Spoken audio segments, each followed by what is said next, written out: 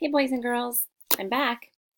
Let's read another section of this awesome book, Theodore Roosevelt, the Adventurous President. Today we're going to do a close read of chapters 5 and 6. Remember, you need this text in front of you, and you also need a buddy because I'm going to ask you to turn and talk. Let's think about what we did yesterday. Look over the pages we read. What did we learn about Teddy in chapters 3 and 4? Tell your partner.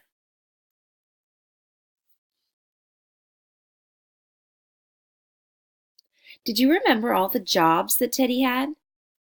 Remember, he was a lawmaker, he was a conservationist, he was a writer, and he was a police commissioner.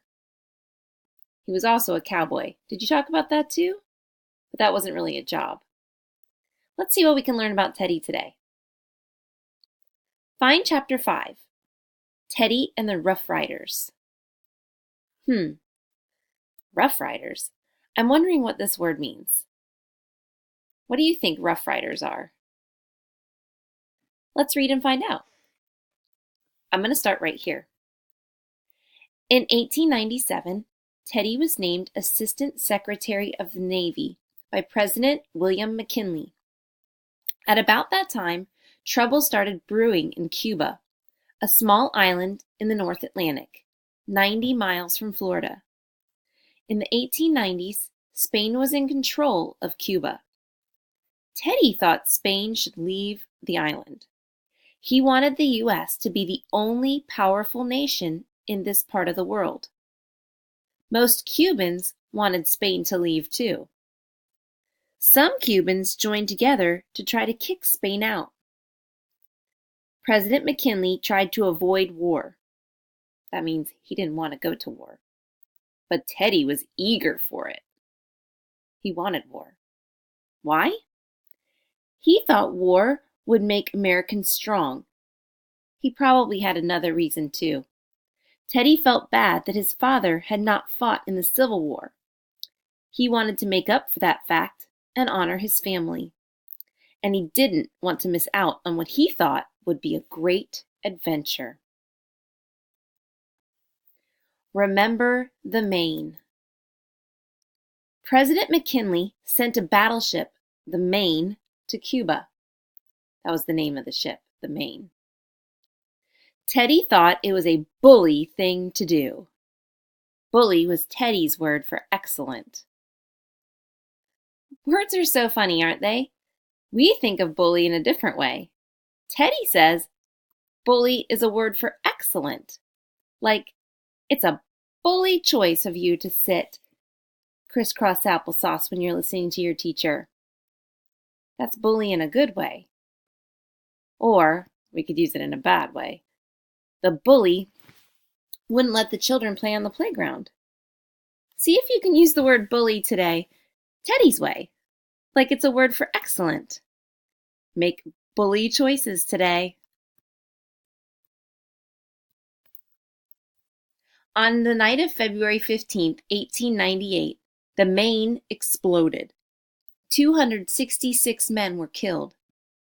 No one knew the cause of the explosion, but many blamed Spain. Some newspapers said the U.S. should go to war. They made up stories about the Spanish attack. They knew that war would sell a lot of papers. Experts now believe the explosion was an accident. Spain had nothing to do with it. Teddy was thrilled. He believed Spain had attacked the U.S. But remember, they really didn't. Now the U.S. could defend its honor. Teddy formed a volunteer army of 1,000 men. They were nicknamed Roosevelt's Rough Riders. Oh, that's what Rough Riders are. Teddy had an army of 1,000 men. The Rough Riders were his army. Got it. The men fought at a place called San Juan Hill. Many soldiers were seriously wounded, and 89 died. Teddy was proud of his men, and he was glad the U.S. won the battle. He said it was the great day of my life. Chapter 6, President for a Square Deal. Whew, There's another word I don't know. Square deal. I wonder what that means. Newspaper writers had always liked Teddy. He did so many unusual things that he often made the news. Teddy's always doing unusual things, isn't he? The Spanish-American War added to Teddy's fame. He was a great hero. By the end of 1898, he had been elected governor of New York. Voters loved Teddy. Reporters loved to write about him. But Republican leaders weren't so sure they trusted him as governor. Teddy was too popular and hard to control. He did what he thought was right, not what the party leaders wanted him to do. The leaders had an idea. In the next election, Teddy should be President McKinley's running mate for vice president. They thought he might listen more to the Republican Party leaders as a vice president than he did as the governor of New York. So those leaders, they think if Teddy Roosevelt is the vice president, he'll be a better listener. Give your partner a thumbs up or a thumbs down. Do you think Teddy's going to be a better listener as vice president? Let's see. The McKinley-Roosevelt team won the election. Oh yay, he's vice president now. They took office on March 4th, 1901. So now he's vice president. Thumbs up, thumbs down. Do you think he's going to be a good listener? And he's going to listen to those Republican leaders? Well, let's see. But the team didn't last too long. On September 6th, President McKinley was shot. He died 8 days later. Theodore Roosevelt became the President of the United States. Teddy was 42 when he became the youngest U.S. president. As president, he surprised everyone. He's always doing unusual things, and he's surprising people again. He tried to make the country do what he thought it should. He used power in a new way. He used his power as president in a new way. Let's find out how he used his power as president in a new way. First, he went after the railroads. He wanted to make sure that they didn't join together to set high prices.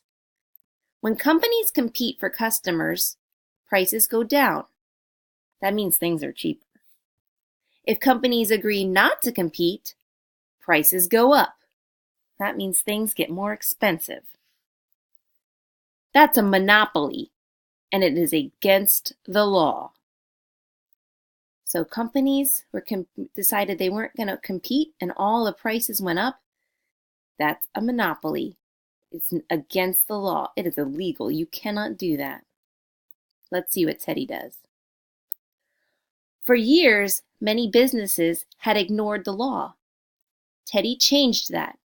He told business owners that they must not join together to keep prices high. They would have to compete against one another for customers, or he would make sure they were brought to trial. He began with the railroads, and he didn't stop there. As president, he used the law 45 times.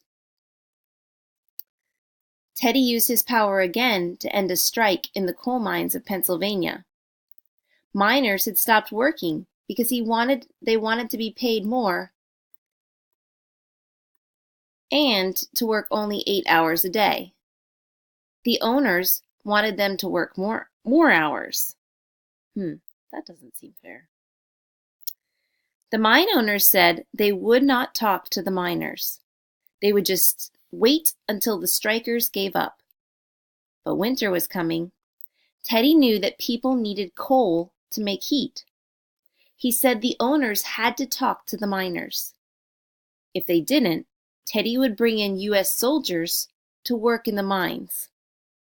The mines would run, but the owners wouldn't get paid.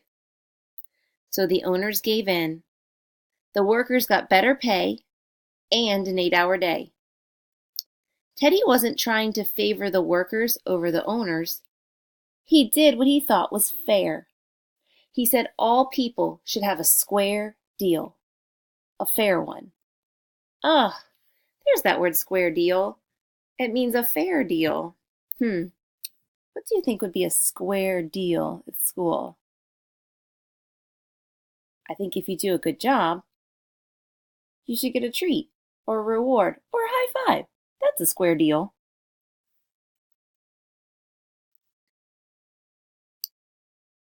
Teddy's great plans. It's no surprise that Teddy also used his power to protect nature. Oh, Teddy does love nature, so of course he'd use his power for that.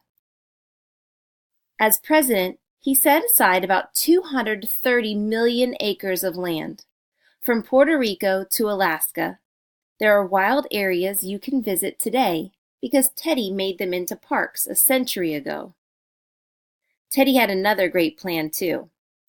He wanted to build a canal in Central America. Here's a map. In 1900, sailing from Florida to California took a very long time. Ships had to travel all the way around Central America to South America. The trip was about 15,000 miles. That's a long way. Teddy wanted to build a shortcut. Panama was the best place for it. In Panama, a narrow strip of land separates the Atlantic and the Pacific Oceans. But there was a problem. Panama was part of another country, Colombia. Colombia didn't want the U.S. to build a canal, so the people of Panama decided to break away from Colombia. Teddy sent U.S. soldiers to help Panama fight. When Panama became a separate country, the U.S. could build the canal. Work on the canal began in 1904. Teddy was re-elected as president the same year. In 1914, the first ship sailed through the canal. Now ships could move more quickly around the world. The canal helped the U.S. become a world power. During his second term, Teddy kept up his conservation work. He helped make it illegal to sell food and drugs that were not pure and clean. And in 1906, he won the Nobel Peace Prize, a very important award for helping to end a war between Russia and Japan. Teddy used the power of his office in a new way. He helped make laws that were fair for everyone. He pushed the country to act like a world power. I love this part. He helped make laws that were fair for everyone. He pushed the country to act like a world power. Think about what we read today and what Teddy did as president. What did he do to make laws that were fair for everyone? Turn and tell your partner.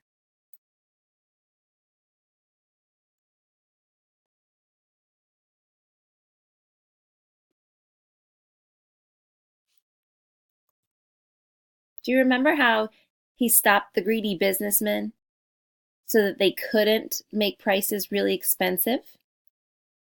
And he made workdays and pay fair for the coal miners? And he also helped to build that Panama Canal so that we wouldn't have to sail all the way around. Great job today. Actually, let me say it like Teddy. Bully job today.